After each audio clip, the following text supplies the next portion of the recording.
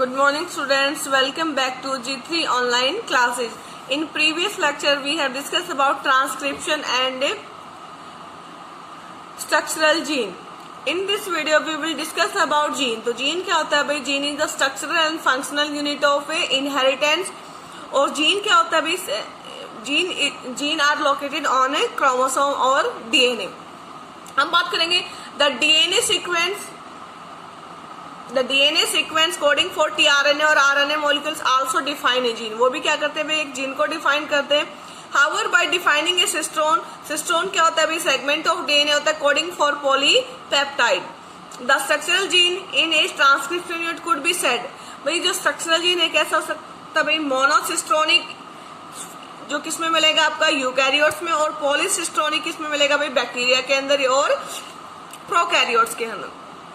जो यूकैरियोट्स होते हैं उसमें भाई जो हमारा मोनोसिस्ट्रोनिक है या जो स्ट्रक्चरल जीन है वो कैसा होता है भाई? इंटरप्टेड होता है कोडिंग सीक्वेंस से.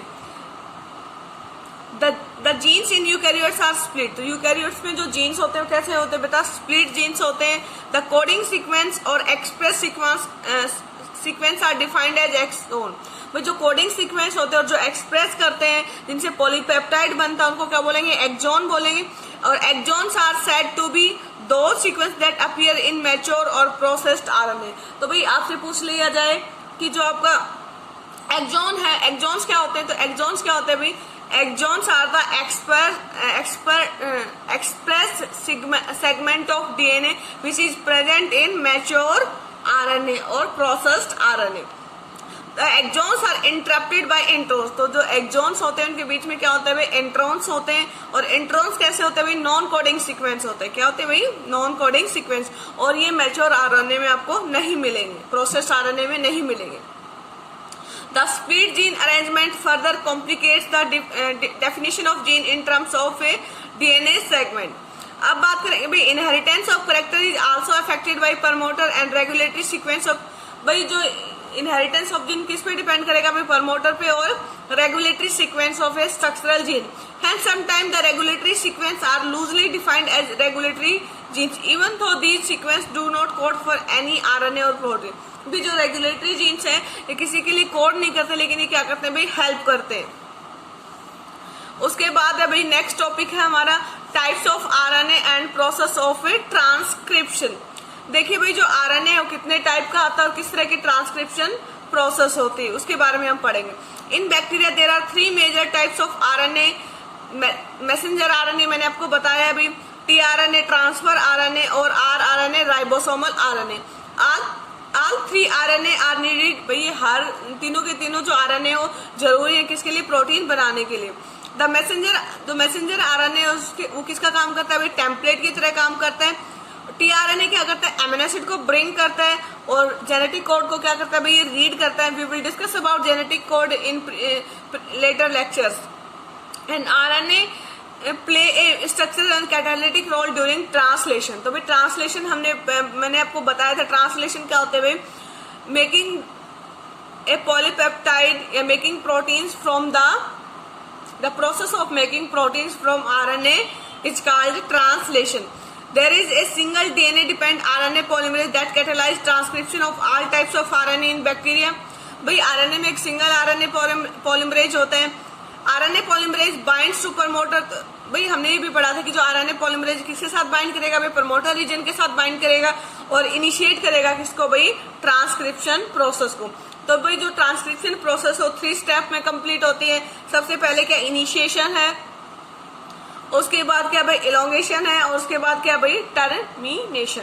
अब आप देख सकते हो ये क्या आपका एक डीएनए है और डीएनए पे यहाँ पे क्या भाई? प्रमोटर सीक्वेंस है. क्या है? Promoter sequence. और जो प्रमोटर सीक्वेंस है उसके साथ किसने बाइंड किया भाई? आरएनए पॉलीमरेज ने बाइंड किया है. और ये क्या भाई? सिग्मा फैक्टर है. क्या है ये? सिग्मा. सिग्मा क्या करता है भाई? बाइंडिंग में हेल्प करता है. किसमें हेल्प करता है? बाइंडिंग में हेल्प करता है. किसकी बाइंडिंग में हेल्प करता है? आपका जो आरएनए पॉलीमरेज उसको किसके साथ बाइंड करवाता है भाई? प्रमोटर रीजन के साथ बाइंड करवाने में हेल्प करता है. उसके बाद हमारा जो आरएनए पॉलीमरेज है वो क्या कर चुका है भाई? बाइंड कर चुका है. तो हमारा जो इनिशिएशन क्या हो गया? स्टार्ट हो गया. अब क्या होगा? हमारा पॉलीमराइजेशन. और अब हमारा ये जो आरएनए पॉलीमरेज है क्या बनाता जा रहा है भाई? आरएनए बनाता जा रहा है. अब लास्ट में जब जाएगा तो क्या होगा भाई, लास्ट में एक सीक्वेंस होगा जो क्या बताएगा भाई आपको प्रोसेस को क्या करना है, टर्मिनेट करना है, क्लोज करना है, और उस सीक्वेंस को क्या बोलेंगे, टर्मिनेटर सीक्वेंस बोलेंगे। अब यहाँ पे जो टर्मिनेटर सीक्वेंस है उसके लिए भी एक फैक्टर काम करेगा, दैट इज रो फैक्टर। क्या काम करेगा भाई, रो फैक्टर। जैसे ये रो फैक्टर डिसोसिएट होगा तब का जो टर्मिनेशन है वो भी क्या हो जाएगा भाई, जो रो फैक्टर है वो भी क्या डिसोसिएट होगा, तो आपकी जो ट्रांसक्रिप्शन प्रोसेस है वो क्या हो जाएगी, टर्मिनेट हो जाएगी, कंप्लीट हो जाएगी।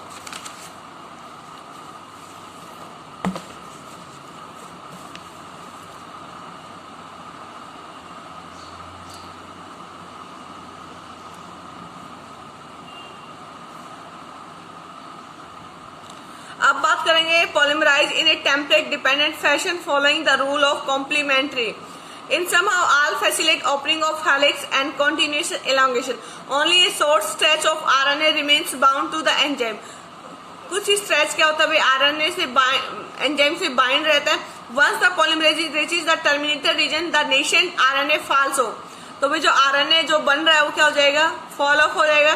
So also the RNA polymerase, जो आरएनए पॉलीमरेज है वो भी क्या हो जाएगा, हट जाएगा। और इस प्रोसेस को क्या बोलते हैं भाई, termination of A transcription.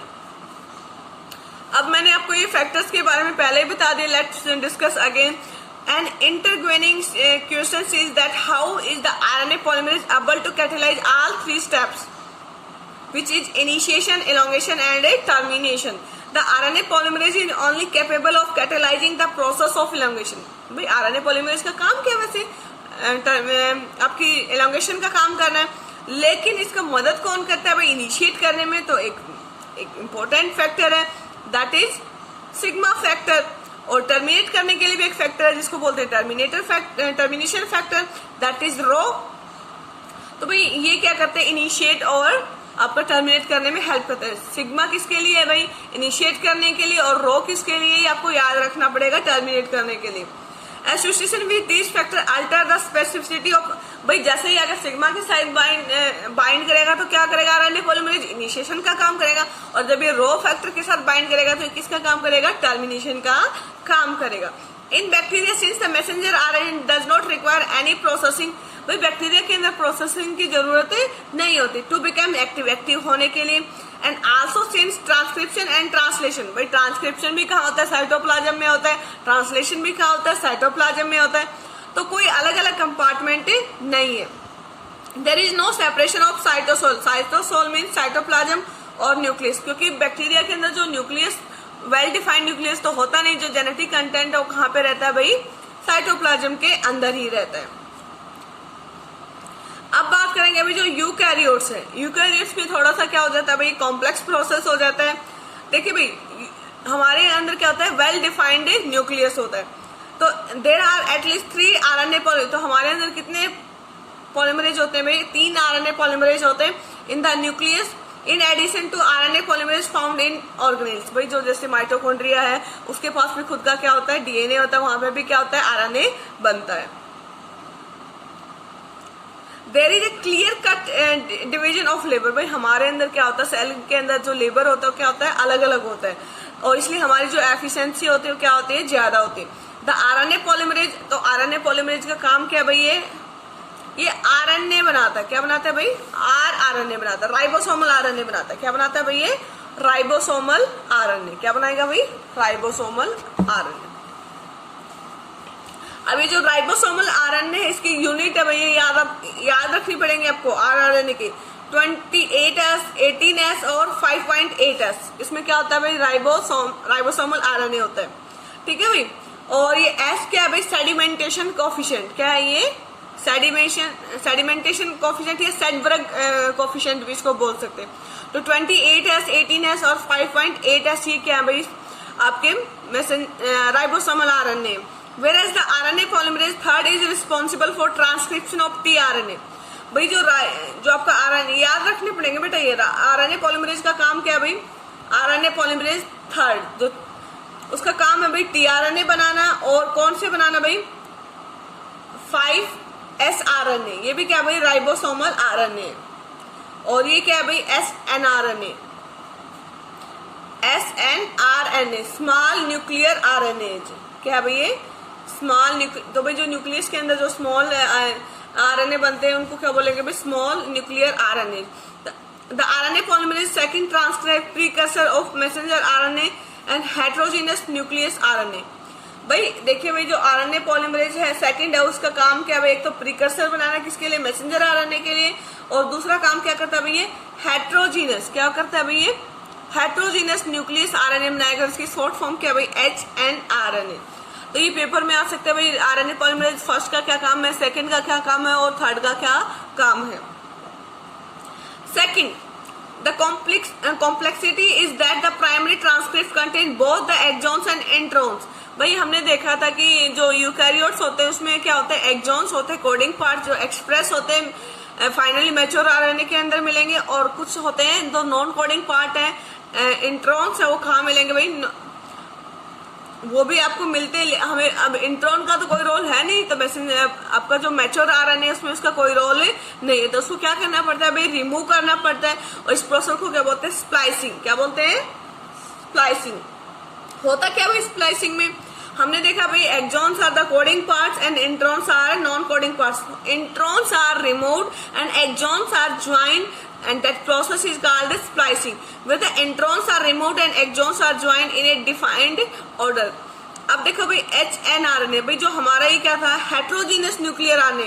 Heterogeneous nuclear RNA का मतलब क्या भाई, इसके अंदर एक्सॉन्स भी मिलेंगे और क्या मिलेंगे भाई, इसमें इंट्रॉन्स भी मिलेंगे। क्या मिलेंगे, एक्सॉन्स एंड इंट्रॉन्स। तो हमें क्या चाहिए भाई, एक्सॉन चाहिए, इंट्रॉन्स हमें चाहिए नहीं, तो इंट्रॉन्स को क्या कर दिया जाएगा, रिमूव, और जितने भी एक्सॉन्स उनको क्या कर दिया जाएगा भाई, ज्वाइन कर दिया जाएगा। अब देखिए भाई जो हमारा HRNA है undergoes additional processing called as capping and tailing. भाई हमने क्या कर दिया है, इंट्रॉन्स को तो रिमूव कर दिया जो हमें जरूरत नहीं थी। अब बात करेंगे भाई, क्योंकि जो ट्रांसक्रिप्शन की प्रोसेस होती है वो क्या होती है, न्यूक्लियस में होती है, और हमारी जो ट्रांसलेशन है, जो प्रोटीन बनेगी वो कहाँ बनेगी, साइटोप्लाज्म में बनेगी। तो इसलिए जो इन्वायरमेंट है, न्यूक्लियस का इन्वायरमेंट है और साइटोप्लाज्म का इन्वायरमेंट है, वो क्या होता है भाई, डिफरेंट होता है। इसलिए हमें अपने RNA को क्या करना पड़ेगा, स्ट्रॉन्ग बनाना पड़ेगा। उसको क्या देने पड़ेंगे, सम वेपन्स देने पड़ेंगे। हम उस वेपन तो नहीं बोलेंगे यहाँ पे बायो में, उसको हम क्या बोलेंगे, मॉडिफाई करेंगे, ताकि वो क्या करे, सर्वाइव भी करे, अपना काम भी करे साइटोप्लाज्म में जाके। और इस प्रोसेस को क्या बोलते हैं भाई, कैपिंग एंड टेलिंग। इंपॉर्टेंट है भाई capping and tailing. In capping and unusual nucleotide methyl guanosine triphosphate, methyl guanosine triphosphate is added to 5' end of HNRNA। कहाँ ऐड किया जाएगा भैया, 5' एंड पे ऐड किया जाएगा। कहाँ किया जाएगा, तो जो कैपिंग की प्रोसेस होती है वो कहाँ होती है भाई, 5' एंड पे होते ही, याद रखना है आपको। और यहाँ पे हम ऐड क्या करेंगे भाई, मिथाइल ग्वानोसाइन ट्राइफॉस्फेट, ये न्यूक्लियोटाइड हम अटैच करेंगे। उसके बाद है टेलिंग। टेलिंग में क्या करते हैं भाई, एडिनाइलेट रेसिड्यू। इसमें हम क्या डालते हैं भाई, एडिनाइलेट रेसिड्यू डालेंगे, जो कितने होंगे भाई, 200 से 300 होते हैं, 200 से 300 बेस पेयर होते हैं। और एडिड ये कहाँ पे ऐड होगा भाई, 3' एंड पे, इन टेम्पलेट इंडिपेंडेंट मैनर। और ये टेम्पलेट इंडिपेंडेंट होता है, इससे टेम्पलेट की रिक्वायरमेंट नहीं होती। It is the fully process HRNA, और इसको क्या बोलेंगे भाई, फुल्ली प्रोसेस HRNA, जो क्या करेगा, एक पॉलीपेप्टाइड बनाएगा। नाउ अब इसी को प्रोसेस HRNA को क्या बोलते हैं भाई, messenger RNA, that is transported out of the nucleus for translation. और इसको हम क्या कर देंगे भाई, ट्रांसपोर्ट कर देंगे, क्योंकि हमने अपने मैसेंजर RNA को क्या कर दिया भाई, जो HNRNA था उसको किस में चेंज कर दिया भाई, मैसेंजर RNA में। और मैसेंजर RNA को हमने क्या कर दिया है, इसको कैपिंग और टेलिंग कर दिया है। The significance of such complexity is now beginning to the understood। भाई अब इस बात को समझा जा चुका है। The split genes arrangements represent probably an ancient feature of genome। तो भाई जो स्प्लिट है, जो इंट्रॉन्स हैं, वो हमारे पास्ट में क्या होते होंगे, एक्टिव होते होंगे, और आज उनका रोल नहीं है। The presence of introns is reminiscent of antiquity and the process splicing represents the dominance of RNA world। और ये जो स्प्लाइसिंग क्या दिखाता है भाई, ये RNA वर्ल्ड क्या है, डोमिनेट है। In recent times, the understanding of RNA and RNA-dependent process in living system have assumed more importance. भाई पहले क्या था, DNA था, लेकिन अब RNA और RNA से जुड़ी जो प्रोसेस है उन पे क्या किया जाता है, काम किया जाता है, उनकी क्या है, इम्पोर्टेंस है। तो देखिए भाई, हम देखते हैं स्प्लाइसिंग की प्रोसेस कैसे होती है with the help of A diagram. Now you can see that ये क्या है भाई, आपका डबल स्टैंडर्ड डीएनए। क्या है भाई, डबल स्टैंडर्ड डीएनए। इससे हमने क्या बनाया भाई, मैसेंजर आरएनए बनाया। क्या बनाया भाई, मैसेंजर आरएनए। इसको हम क्या बोलेंगे भाई, HNRNA, हेट्रोजेनस न्यूक्लियर आरएनए। अब इसमें हमें क्या करना है भाई, ये क्या है, इसका 5' एंड और ये क्या है भाई, 3' एंड है। अब आप यहाँ पे देख सकते हो भाई, जो रेड कलर में आपको दिख रहे हैं क्या है भाई, इंट्रॉन्स। क्या है, इंट्रॉन्स। और जो आपको येलो कलर में दिख रहे हैं क्या, आपके एक्सॉन्स है। क्या है भाई, एक्सॉन्स। तो हमें क्या करना है भाई, हमें एक्सॉन्स चाहिए, तो इंट्रॉन्स को क्या करना पड़ेगा, रिमूव करना पड़ेगा। अब देखिए भाई, ये जो 5' एंड है, इसमें हमने क्या कर दिया, कैपिंग किया है। क्या किया भाई, कैपिंग। और कैपिंग किससे की है भाई, methyl guanosine triphosphate, guanosine PPP4 triphosphate. ये ग्वानिन के लिए और M किसके लिए भाई, मिथाइल के लिए। और हमने किस पे किया भाई, ये 5' एंड पे किया। अब उसके बाद हमने देखा था भाई आरएनए स्प्लाइसिंग। तो इसमें हमने क्या किया है, जो जितने भी इंट्रॉन्स है उनको क्या कर दिया है, रिमूव कर दिया है। और जैसे हम इंट्रॉन्स को रिमूव करेंगे तो हम क्या करेंगे, जो 3' एंड है उसमें हमने क्या डाल दिया भाई, पॉली ए टेल। और इसमें हमने कौन सा न्यूक्लियोटाइड डालेंगे भाई, पॉली एडेनाइलेशन करेंगे। क्या करेंगे, इसमें एडेनिन न्यूक्लियोटाइड डालेंगे। ठीक है भाई। और उसके बाद हमने क्या किया, यहाँ पे टेलिंग कर दिया है, यहाँ पे कैपिंग कर दिया है। इंट्रॉन्स को हमने क्या कर दिया, रिमूव कर दिया। और एक्सॉन्स को क्या कर दिया, ज्वाइन कर दिया। और ये क्या है हमारा भाई, मैसेंजर आरएनए, जो क्या हो चुका है, ये क्या हमारा भाई, देखो ये क्या है, capping part, that is 5' and, और दैट इज टेलिंग पार्ट। तो भाई 5' एंड पे हम क्या करेंगे, ग्वानिन डालेंगे, जो कैसा होगा, मिथाइलेटेड होगा। और 3' एंड पे हम क्या डालेंगे, एडेनिन न्यूक्लियोटाइड डालेंगे। ठीक है भाई। और इस प्रोसेस, आप देखो भाई, हमने इंट्रॉन्स को क्या कर दिया, यहाँ पे इंट्रॉन्स नहीं है, इंट्रॉन्स को हमने रिमूव कर दिया with the help of RNA splicing process. And then we have modified 3' end also, and this is fully mature messenger RNA ready for the process of translation in cytoplasm. So this is all about transcription process in eukaryotes as well as in prokaryotes, and we have understood about RNA splicing, what is introns, what is exons, and what is processing of messenger RNA, why we process the messenger RNA. We have discussed all factors associated with it. Thank you so much.